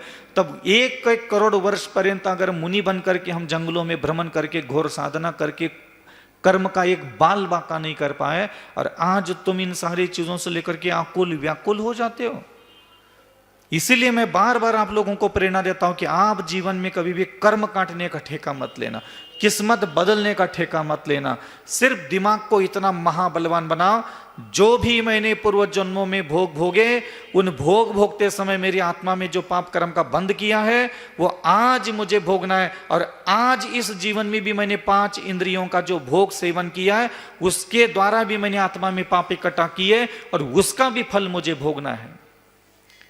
सिर्फ भोजन का भोग, स्त्री का भोग, पुरुष का भोग, पैसे का भोग, जमीन जायदाद का भोग भोग करके मौज मस्ती मारने में मन लग गया, लेकिन उस भोग को भोगते समय जो कर्म का बंध हुआ, वो कर्म का बंधन जैसे ही फलने लगा, बाहर निकलने लगा, चेहरा मायूस करके गली गली में घूमने लगे, भगवान को आजमाने लगे। इतने दिन से पूजा कर ली, भगवान ने कहा चो नहीं करो। भगवान को क्यों आजमा रहे हो? भगवान ने क्या ठेका लेके बैठा तुम्हारे कर्म काटने का? पति को आजमा लो, अभी कर्म कट जाएंगे तुम्हारे। बोल दो घर जाकर के पति को कि अगले 7 साल के लिए ब्रह्मचर्य की साधना, दोनों मिलके। नहीं तुम्हारे कर्म कटे, भगवान भी जो कर्म काट नहीं पाएगा वो तुझे घर में बैठ करके काटे। घर में जाकर के अपने सारे दुश्मनों से क्षमा मांग लो और क्षमा कर लो, अभी तेरे कर्म सारे बदलने लग जाएंगे। घर जाकर के सारे इंसानों के साथ मधुर वचन बोलने का ठेका ले लो, अभी तुम्हारे पूर्व नहीं करोड़ों करोड़ों जन्मों के कर्म नहीं कटे तो अविचल सागर जी का नाम बदल देना। काहे को भगवान के चक्कर में पड़े? खुद की लुगाइयों का और खुद के बच्चे पैदा किए थे भरत बाहुली का, उनके घर में बैठ करके फोकट के कर्म नहीं काट पाया आदिनाथ। जब उनकी औलादों को लगा कि मेरा बाप भगवान है, तो उनकी औलादों को खुद को जंगल में जाकर के दिगंबर रूप धारण करके बामी चढ़ानी पड़ी, कमर तक बेल चढ़ गए, कंधे तक। जिसका बाप भगवान था उसको इतना सब कुछ करने के बाद भी केवल ज्ञान नहीं हुआ। तू किसकी रिश्तेदार लगती है? तू किसके रिश्तेदार लगती है? और इतना सा मवाद बाहर नहीं निकला, इतनी सी परेशानी तुझे झेली नहीं जा रही है, कमर तक बामी चढ़ गई, तो सोच लो कितने करोड़ चिटियां बदन पर रेंगी होगी। और बाबूलाल कभी चूत चपाट नहीं किया, और किसी मंत्र स्तोत्र पूजा पाठ और खुद के बाप भगवान बनकर के समाचार लगा के बैठा है, कभी वहां तक समाचार नहीं पहुंचा कि हमारे लाने का सुविधा फरमाओ। बामी और बेल के कंधे तक ऐसे यूं नहीं चढ़ती रातों रात। जिसका बाप भगवान था वो ये साधना कर रहा था, तब भी उसका भला नहीं हुआ। और तुम ऐसे 2-4 बार फुदकते फुदकते चिल्लर चवन्नी 2-2 कौड़ी के घर में बच्चा पैदा किए, गोद में ला करके आधा दिमाग तो बच्चों में उलझा रहता है, आधा दिमाग तो अगल बगल के बाइयों में उलझा रहता है। गिनती बता रहे हो मुझे, जिंदगी भर मंदिर आया है, किस बुद्धि से, किस मनस्थिति से, कितनी चंचलता से, बोथरी तलवार लेकर के, बोथरी बुद्धि लेकर के जिनेंद्र भगवान का थोबड़ा तक ठीक से नहीं देखा।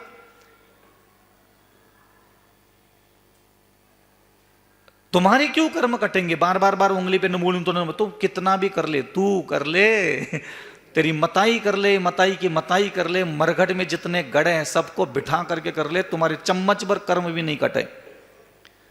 तुम्हें कर्म काटने के जिम्मेदारी से मैं मुक्त होते हुए देखना चाहता हूं। जीवन में कभी पलट करके कर्म काटने का ठेका मत लेना, तू काट नहीं पाएगा। तू घास फूस है, और घास फूस का बंडल भी रख दो लोहे के ऊपर, तेरे बंडल के बंडल खत्म हो जाएंगे, लेकिन वो लोहा गर्म भी नहीं होगा। तू कर्म मत काट, तू जीवन के और अपनी बुद्धि को कल कर्म का फल भोगना है तुझे। बोल पहले कर्म का फल भोगूंगा। कोई एहसान कर रहा है मेरे को कर्म का फल भोग करके? जो तूने किया वही तुझे भोगना है। और कर्म काटने का कोई गारंटी दे रहा है, ध्यान रखना, उसके झांसे में कभी मत आना। कोई तुम्हें कर्म काटने की और कर्म बदलने की जरूरत नहीं। तुम्हें जीवन में 2 शब्द याद रखना है, मुझे मेरे द्वारा किए हुए पूर्व जन्मों के सारे कर्म का फल भोगूंगा, और मेरे गुरु के पास बैठ करके मैं आज सत्कर्म करना सीखूंगा। बस कुछ नहीं, किसी पर भरोसा मत करो।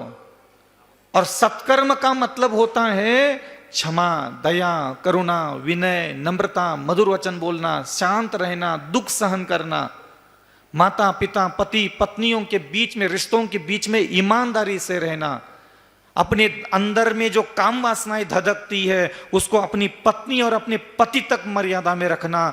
ये होती है अग्नि, और इस अग्नि में ही अगर तुम्हारे कर्म जल जाए, भस्म हो जाए, बदल जाए, तो समझ लेना ये सत्य है। अगर तुझे लगता है कि तेरे मंत्रों के भरोसे और पूजा के भरोसे और दुनिया भर के त्याग और उपवास के भरोसे जो कर्म काटेगा, तो घास फूसों का कितना भी ट्रक भर करके डाल दो, 5 किलो लोहा अगर ऊपर का पिघला के दिखाओ तो अविचल सागर जी का नाम बदल देना। कलेजे दिया है तो क्या खाली क्रोध करने के लिए, मान करने के लिए, मायाचार करने के लिए, काम वासना पैदा करने के लिए हृदय होता है?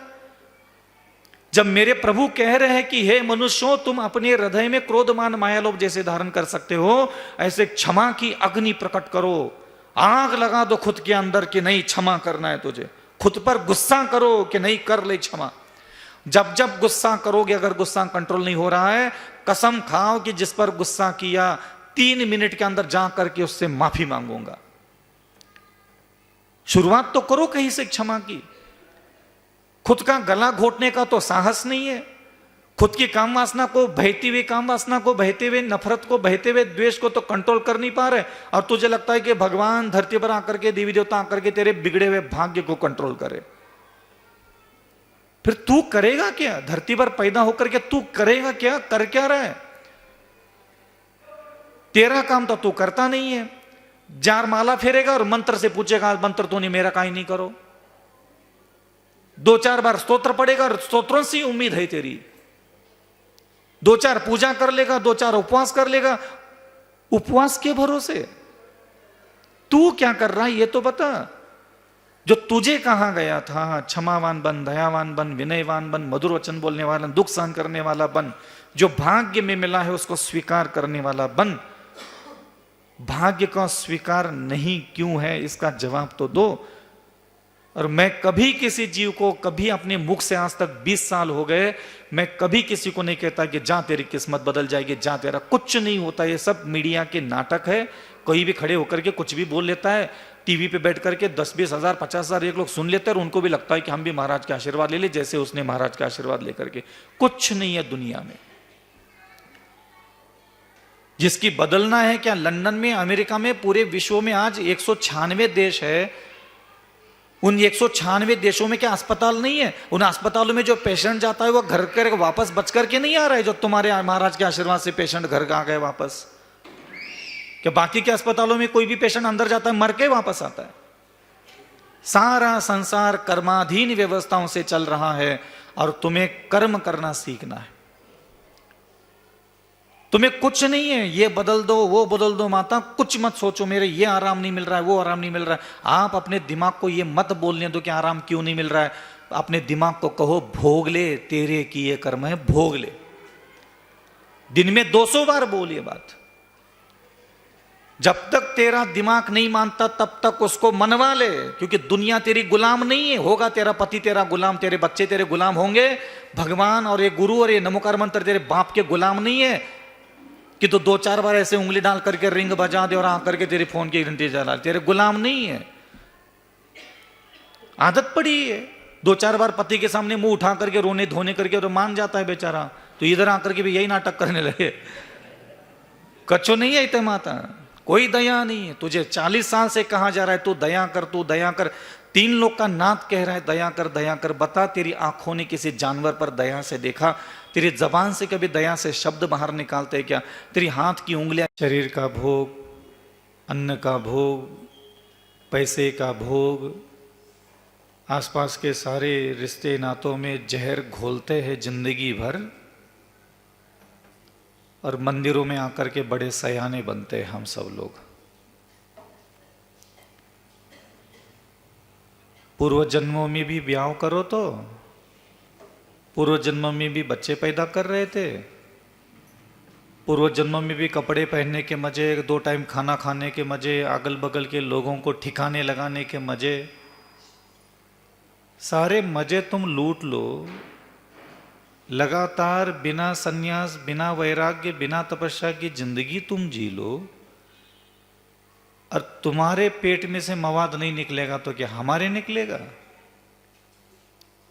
तुम होते कौन ये सोचने वाले कि मैं स्वस्थ रहूं? तुम्हारा अधिकार क्या है? किस हैसियत से तुम सोचते हो कि मैं जीवन में सफल बनूं, कामयाब बनूं, स्वस्थ रहूं, मैं मुंह उठा करके जिस दिशा में जाऊं उसमें सफलता मिल जाए? तुम होते कौन है ऐसा सोचने वाले? और तुम्हारी ये सोचने की ताकत आई कहां से? 2 टाइम का खाना मिल रहा है पति से, पत्नी से। जिस दिन ये 2 टाइम का खाना भी मिलना बंद हो जाएगा तभी ये हेकड़ी अंदर के निकल जाएगी कि हमारा ये काई नहीं ठीक हो रहा, उतने काई नहीं ठीक हो रहा, ऐसा काई नहीं भवजात। इसलिए ध्यान रखना, हम अपने लिए अच्छा सोच रहे हैं, जन्म जन्म से सिर्फ हम अपने लिए अच्छा सोच रहे। बच्चे थे, और ये उनके लिए नहीं कह रहा हूं मैं, आप ये मत समझना कि जिन्होंने प्रश्न पूछा उन्होंने ऐसा कहा, नहीं, ये सबकी दिमाग एक ही है, सब यही है। पैदा हो गए, खाना खाते खाते बड़े हो गए, 2-4 10 20 50 100 200 महाराजों के प्रवचन सुन लिए, चमत्कार होता है, पक्तांबर पढ़ लो, मंत्र पढ़ लो, पूजा कर लो, जे ठीक हो जाएगा, जे ठीक हो जाएगा। तुम्हारे पैर में उन्होंने अच्छे खासे सांप छोड़ दिए, तुम फुदक फुदक करके 10-20 साल तक मंत्र स्तोत्र पूजन पाठ सब फुदकते फुदकते तुमने कर लो, और तुम्हें लग रहा हो कि तुम्हारे सारी कायनात तुम्हारे हिसाब से चलने लग जाए। पूरे जीवन भर हमने धर्म कर्म पूजन पाठ जाप, सिर्फ मेरे भोग पूरे हो, मेरी इच्छा पूरी हो, मेरी कामना पूरी हो, मैं जो सोचता हूं वो होता चला जाए। कहां से लाते इतनी अकड़? मैंने ये सोचा है होना चाहिए। तू है कौन ये सोचने वाला? अगर संसार में ऐसा ही होता तो इस संसार में कोई योगी तपस्वी ध्यानी वैरागी बनता ही क्यों? बनने की जरूरत ही नहीं पड़ती किसी को। 2-4 माला फेर लो और सब ठीक ठाक कर लो, मैं स्वस्थ हूं, मैं ऐसा हूं, मैं वैसा हूं, ऐसा बोल लो और सब ठीक कर लो। नहीं, सबसे पहली बात, जो जो पूर्व जन्मों में तुमने कर्म इकट्ठा किए हैं, स्त्री का शरीर का आनंद लिया, पुरुष के शरीर का आनंद लिया, पैसे का आनंद लिया, भोजन का आनंद लिया, जमीन जायदाद का तुमने आनंद लिया है जन्म जन्मांतर में। तुमने कभी दूसरों के जीवन में सुख शांति समृद्धि के लिए कभी मुंह से शब्द तक नहीं निकाला। तुमने कभी अपने आसपास के लोगों की सेवा नहीं की, वैयावृत्ति नहीं की, आदि व्याधि उपाधियों में कभी तुम किसी के लिए औषधि दान तक तुम्हारे हाथ से नहीं निकला। जो कुछ भी दूसरों की पीड़ा है उसको तुम कभी महसूस तक नहीं करते। और मैं हमेशा एक चीज बोलता हूं लोगों को, जब से हम पैदा हुए, जब से हम समझदार बने हैं, पता है आप लोगों ने इतने शास्त्र, इतने पूजन, इतने जाप, इतनी शास्त्र अध्ययन करके क्या जान लिया है? आपको पता है इतने साल से आप धरती पर पैदा होकर के सिर्फ आपने एक ही चीज जान ली है, मैं कितना दुखी हूं। पूरे जीवन भर आपने साधनाएं की, तपस्या की, किताबें पढ़े, व्यापार किया, सारे मौज मस्ती की चीजें घर में ला करके रख दी। तुम्हारे शरीर के एक एक अंग अंग को सुख देने वाली चीजों से तुमने अपना पूरा घर भर दिया है। किसी की भी घर में क्या रखा है? आंखों को सुख देने वाली चीजें भरी पड़ी है, नाकों को सुख देने के लिए चीजें घर में भरी पड़ी है, तुम्हारी जिह्वा को सुख देने वाली चीजों से तुम्हारा घर भरा पड़ा है, तुम्हारे कानों को सुख देने वाली चीजों से तुम्हारा घर भरा पड़ा है, तुम्हारे शरीर के एक एक अंग अंग को सुख देने वाली चीजों से तुम्हारा घर भरा पड़ा है। और जिस संसार के आत्मा ने अपने शरीर के चमड़ी के टुकड़ों को जो सुख मिल जाए लगातार, इसलिए भोग भी भोग ले, वो सारा सामान इकट्ठा करके बैठा है, वो आदमी संसार में दुखी नहीं रहेगा तो फिर कौन दुखी रहेगा? और तुम दुखी हो इसके लिए कोई व्यवस्था नहीं है संसार में ठीक होने की। हम आखिर कर्म को भोगना क्यों नहीं चाहते, काटना क्यों चाहते, बदलना क्यों चाहते? ये जैसे किसी व्यक्ति के शरीर में पैरालिसिस अटैक आ जाता है और जैसे ना वो ठीक से बोल पाता है, ना ठीक से चल पाता है, ना ठीक से हिल डुल पाता है, ऐसे आप लोगों के दिमाग को पैरालिसिस अटैक आया है कि आप सिर्फ एक बात सोचते हो, विपत्ति आई नहीं, ये या तो दूर हो जाए, कम हो जाए या फिर नष्ट हो जाए। ये सबसे बड़ा अधर्म है, ये पाप है सोचना कि तुम्हारे जीवन में किसी भी प्रकार की कोई विपत्ति, संकट, आदि व्याधि आया है, सबसे पहले तुम उपाय ढूंढते ही क्यों हो? और रही बात ये शास्त्रों की बातें, शास्त्रों के प्रवचन सुनाने वाले लोगों की बातें, किताबों में लिखा हुआ है, मंत्र पढ़ने से फलाना फल मिलता है, पूजा करने से फलाना फल मिलता है, जाप करने से, स्तोत्र पढ़ने से फलाना फल मिलता है, लेकिन मैं आपको कहता हूं वो तुम्हारे जीवन में घटित नहीं होगा। लाख लिखा हो इन किताबों में, फलाना करने से फलाना चीज परिवर्तित होती है, किस्मत बदलती, भाग्य बदलती है, कर्म कट जाते हैं, संभव ही नहीं है। मान लीजिए कहीं लिखा हुआ है कि आग में अगर लोहा डाल दो तो लोहा पिघल जाता है। यह सत्य है क्या? सत्य है। लेकिन गोबर के कंडे 5 इकट्ठा किए, उस गोबर के कंडे को आग लगाई और 10 किलो सोना उस पर रख दिया, 10 किलो लोहा उस पर रख दिया, पिघलेगा? तो बोल रहा था आग में लोहा पिघलता है, तू तो अभी बोल रहा था कि अग्नि में लोहा पिघलता है, लेकिन 5 गोबर के कंडे हैं, 50 गोबर के कंडे हैं, मैं तो कहीं कहता हूं 200 ले ले, 500 ले ले, 1000 गोबर के कंडे ले ले, मुझे तुम ऊपर 10 किलो का लोहा पिघला करके उसका पानी बना के दिखाओ। आगम ग्रंथों को बहुत आसानी से आप लोगों को सुनाया जाता है, शास्त्र की बातें आगम में लिखा हुआ है, आगम में लिखा हुआ है। अरे लिखा है वहां कि अग्नि के प्रवेश करने से लोहा पिघल करके पानी बन जाता है, तो क्या हर आग में वो ताकत है? चतुर्थ काल का शरीर, उत्कृष्ट वैराग्य, जो भी विपत्ति आएगा वो सहन करने की क्षमता जिसके पास होती है, और जिसके हृदय में जिनेंद्र भगवान के लिए प्रेम ऐसे प्रचंड अग्नि बन करके धधकने लग जाता है, एक ऐसी अग्नि जो काले कोयले के, पत्थर का कोयला होता है ना, उस पत्थर के कोयले में इतनी पोटेंसी होती है कि 2 किलो भी अगर उस पत्थर के कोयले को कहीं जलाया जाए तो 10 किलो या 50 किलो का लोहा भी वो पिघला सकता है। तुम ठहरे लकड़ी के घास फूस के कलेजे वाले। लोहा का मतलब कर्म होता है मान लो, और अग्नि का मतलब होता है व्यक्ति की स्वयं की योग्यता।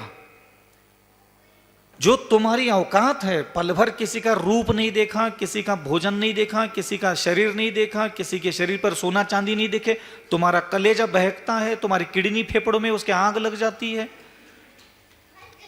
तुम्हारा बहकना, भ्रमित होना, विक्षिप्त होना, क्रोधित होना, मान मायाचार, काम वासनाओं की धाराएं शरीर में, मन में, बुद्धि में प्रवाहित जितनी होती है, और तुम कैसे उन मंत्रों के द्वारा अपने 8 कर्म और अपनी बदकिस्मती दूर कर पाओगे? वो पोटेंशियल पावर तुझ में नहीं है।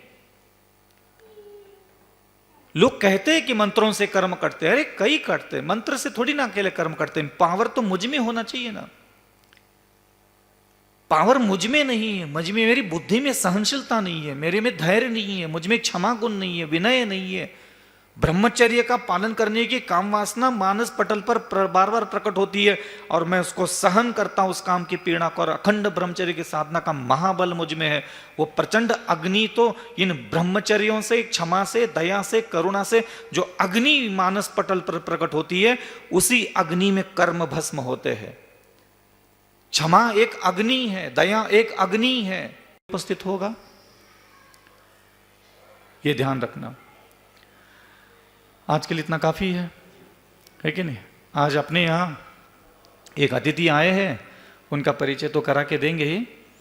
भारत सरकार में एक प्रधानमंत्री होते हैं, उनके बाद एक संगठन होता है, उसका नाम है नीति आयोग होता है। बहुत अच्छी पोस्ट है ये। और उस नीति आयोग में एक सदस्य है, लगभग भारत में पूरे 100-150 ही सदस्य होते हैं। प्रत्येक राज्य से कुछ श्रेष्ठ ऐसे कार्यकर्ता होते हैं, उनको नियुक्त किया जाता है ताकि प्रधानमंत्री जो भी कार्य करते हैं उसमें उनके लिए मार्गदर्शन दे सके, अपनी सलाह विचार विमर्श दे सके, इसलिए एक संगठन बनाया गया है। तो प्रधानमंत्री जो भी योजना बनाते हैं भारत देश के लिए, तो उसकी जांच पड़ताल करना, उसकी सारी विश्लेषण देना, ये सारी इस टीम का काम होता है। तो ऐसे ये जो हमारे यहाँ खुर्री की रहने वाली है अर्चना जैन जी है, तो ये बहुत अच्छा काम कर रही है अभी भारत सरकार के साथ, और आज आए हैं। और साथ ही ये हमारे दया भावना फाउंडेशन के शिरोमणि संरक्षक भी है। और अभी 2 दिन पहले, क्योंकि हम एक दया भावना फाउंडेशन से एक ऐसा लक्ष्य लेके चल रहे हैं, अभी यहाँ अशोकनगर में भी एक गौ अस्पताल बनाने का हमारा विचार है, मानस है।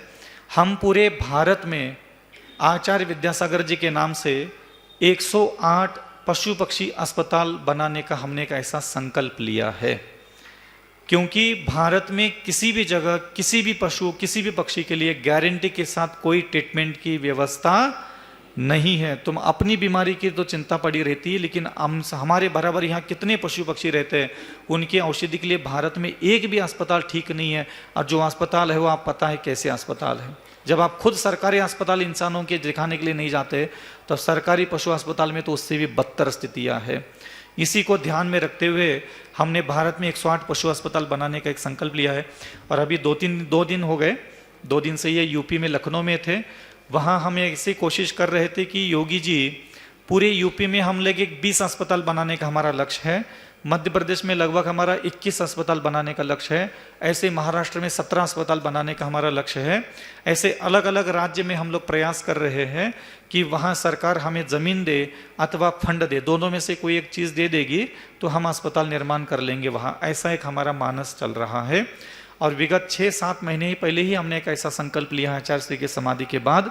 और अभी लगभग हमारे 6-7 अस्पतालों की यूनिट 6-7 महीने में हमने चालू की है।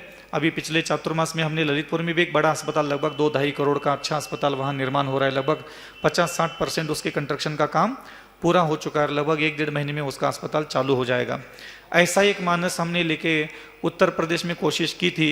और अभी अर्चना जी की और योगी जी और हमारे विधानसभा के अध्यक्ष है मानवीन सिंह ठाकुर, जो हमसे जुड़े हुए हैं।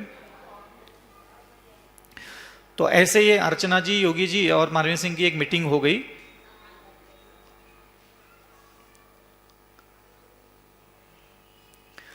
और उस मीटिंग में वहाँ ये तय हुआ कि अभी वो लोग ट्रायल के रूप में कानपुर और झांसी के बीच में 5 एकड़ भूमि, वो अभी आचार्य विद्यासागर गौ अस्पताल निर्माण करने के लिए योगी जी ने खुद ही, क्योंकि उत्तर प्रदेश में जमीन आवंटित करने का प्रावधान नहीं था, फिर भी उन्होंने आचार्य श्री की समाधि के उपलक्ष्य में 5 एकड़ भूमि जो है, अभी अर्चना जी ने भी काफ़ी मेहनत की उसमें, और अभी योगी जी के पास पहुँच करके उन्होंने परसों उसका अलॉटमेंट करवा लिया है। 1-आध महीने में हमारे हाथ में आ जाएगी ज़मीन। और ऐसे ही हम मध्य प्रदेश में भी 21 अस्पताल बनाना चाहते हैं। उसका पहला अस्पताल हमारा अभी दतिया में चल रहा है, ग्वालियर में चल रहा है। अभी झांसी ओरछा में भी एक 5 एकड़ ज़मीन लेकर के वहाँ भी हमें कोशिश कर रहे हैं कि हम ऐसे जगह जगह पर प्रत्येक 100-150 किलोमीटर के अंतराल पर पशु पक्षियों के लिए उपचार अस्पताल हम लोग खोलना चाह रहे हैं। क्योंकि प्राय करके लोग बहुत बोलते थे भाई मंदिर बहुत हो गए, भगवान बहुत हो गए। अब हम देखते हैं किसको अस्पताल बनाने के लिए ज़्यादा दान देने की इच्छा होती है। तो हम अस्पताल यहाँ भी एक अशोकनगर में निर्माण करने जा रहे हैं। पूरी पंचायत समिति और दया भावना फाउंडेशन पंचायत समिति के नेतृत्व में जो भी यहाँ काम होगा वो यहाँ के अध्यक्ष, मंत्री, कोषाध्यक्ष, पूरी पंचायत समिति के नेतृत्व में ही, उनके कमांड में ही हम लोग यहाँ दया भावना फाउंडेशन उनके मार्गदर्शन में काम करना चाहती है। और आने वाली कैसी कैसी रूपरेखा बनती वो हम आपके सामने बताएंगे। वो सारी बातें विस्तार की है, कभी और प्रकट करेंगे। अभी आप लोग आज अशोकनगर जैन समाज का सौभाग्य है, जबकि आज विश्व महिला दिवस भी है और हमारे समाज की श्रीमती अर्चना जी आज हमारे बीच में उपस्थित हैं, जो नीति आयोग की सदस्य हैं। पूज्य श्री ने बताया कि देश के माननीय मुख्य प्रधानमंत्री जी नरेंद्र मोदी जी की जो एक विशिष्ट टीम होती है नीति आयोग, उसके सदस्य श्रीमती अर्चना जैन जो खुरई से हैं, आज हमारे बीच में उपस्थित हैं। जैन समाज आपको हमारे बीच में पाकर गौरवान्वित महसूस करता है और हम आपके सम्मान के लिए आमंत्रित करते हैं, कृपया नज़दीक में आएँ और समाज की अध्यक्ष, मंत्री और साथ में महिला समाज से निवेदन कि आप सामाजिक कल्याण बोर्ड की डायरेक्टर भी हैं और जैसा कि पूछरी ने बताया कि उत्तर प्रदेश के मुख्यमंत्री माननीय श्री योगी नाथ जी के साथ में आपने दया फाउंडेशन के लिए भी जो महती भूमिका निभाई है। हम आपके यशस्वी जीवन की मंगल कामना करते हैं। आप दीर्घायु हो, चिरायु हो और इसी तरह पीड़ित मानवता के लिए अपना समय देते रहें। जैन समाज आपको हमारे बीच में पाकर गौरवान्वित है और मैं चाहूँगा कि 2 शब्द आप हमारे बीच में रखें।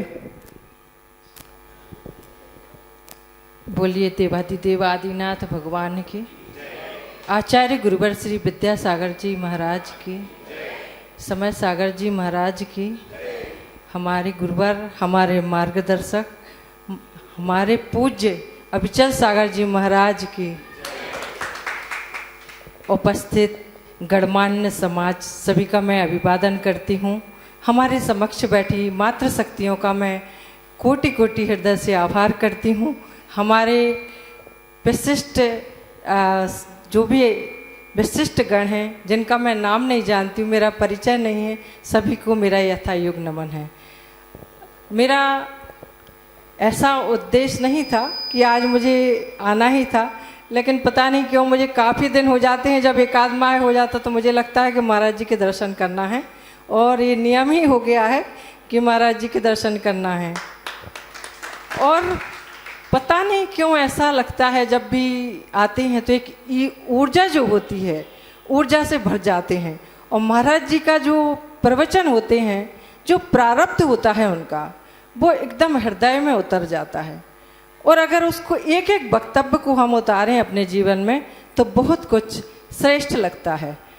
और आज महाराज जी ने जैसा कि बताया, मैं प्रयास कर रही हूँ कि जीव दया के लिए हर हाईवे पर हॉस्पिटल्स जो खुलना है उसके लिए मेरा निरंतर कार्य चल रहा है। अभी पूर्व में कल ही सुबह लौटी हूँ मैं लखनऊ से। योगी जी के समक्ष मैंने काफ़ी दिन से उनसे कहा था कि मुझे उत्तर प्रदेश हाईवे पे ऐसी कुछ जगह चाहिए कि जहाँ हम चारों जगह से, दिल्ली, आगरा हाईवे, लखनऊ, जहाँ से वहाँ हॉस्पिटल खुल सकें। चूँकि वहाँ कोई ऐसा प्रावधान नहीं था कि वहाँ किसी भी संस्था के लिए ज़मीन आवंटित नहीं कर सकते। उत्तर प्रदेश सरकार में ऐसा नियम है, लेकिन बहुत अथक प्रयास के बाद योगी जी मान गए और कल उन्होंने मुझे पूरी तरह से आश्वस्त किया। उन्होंने कहा ये मेरा प्रयास है, एक एक कदम चलते हुए कहीं ना कहीं मूक प्राणियों के लिए अगर हम कुछ करते हैं तो उससे अच्छा मैं कुछ नहीं मानती। मैं समझती हूँ महाराज जी धर्म क्या है मुझे नहीं मालूम, कि शांति धारा या हम यहाँ आए पूजन कर लें, देव दर्शन कर लें, उसके बाद अगर हम धर्म को कुछ मानते हैं तो हम ये मानते हैं कि मूक प्राणियों के लिए हम कुछ कर सकें। ये सबसे विशिष्ट वो बात होती है, इसे ही हम धर्म मानते हैं। मुझे महाराज जी समय नहीं मिल पाता है, मैं सबके पास नहीं पहुंच पाती हूं, पर मैं अपने कार्य में निरंतर लगी रहती हूं कि मुझे कुछ प्राणियों के, उन प्राणियों के लिए करना है कि देखिए हम पॉलिटिक्स में हैं, हम एक इस विशिष्ट पद पे हैं, वो हमारे 5 साल रहेगा, 10 साल रहेगा, 15 साल या 25 साल, और लोग भूल जाते हैं। लेकिन अगर हम इस कार्य को लिए करेंगे तो शायद ये हमारे ना रहने के बाद भी अमर हो जाएगा। और मेरी आप अशोकनगर समाज से ये प्रार्थना है, निवेदन है कि आप सभी इसमें बढ़ चढ़ के हिस्सा लें, क्योंकि इससे आपके नहीं होने पर भी आप रहेंगे। और मेरा ये निवेदन शायद आप लोग स्वीकार करेंगे और आप सब सहयोग करेंगे। अभी महाराज जी यहीं हैं और आगे जो भी रूपरेखा बनेगी उससे आपको अवगत कराते रहेंगे। और महाराज जी का आशीर्वाद ऐसा है कि मुझे लगता है कि महाराज जी की वाणी में और महाराज जी के स्वर में सरस्वती विराजमान है। और महाराज जी जब जब कहते रहते हैं, नहीं माता तुम्हें और ऊपर जाना है, और ऊपर जाना है, और मुझे सफलता के शिखर निरंतर मिलते रहते हैं। अभी मैं नीति आयोग के बाद मुझे सामाजिक कल्याण बोर्ड का डायरेक्टर बनाया गया है, और आगे भी देखिए शायद राष्ट्रीय कार्यकारिणी में कहीं ना कहीं जो भी वो होगा तो वो भी महाराज जी के आशीर्वाद से हो ही जाएगा। और मैं चाहती हूँ कि इस राजनीति में रहने के साथ में समाज और धर्म को भी साथ लेके कुछ कर सकूं तो मेरा जीवन सफल हो जाए। इसी के साथ मैं अपने शब्दों को विराम देती हूँ। जय जय।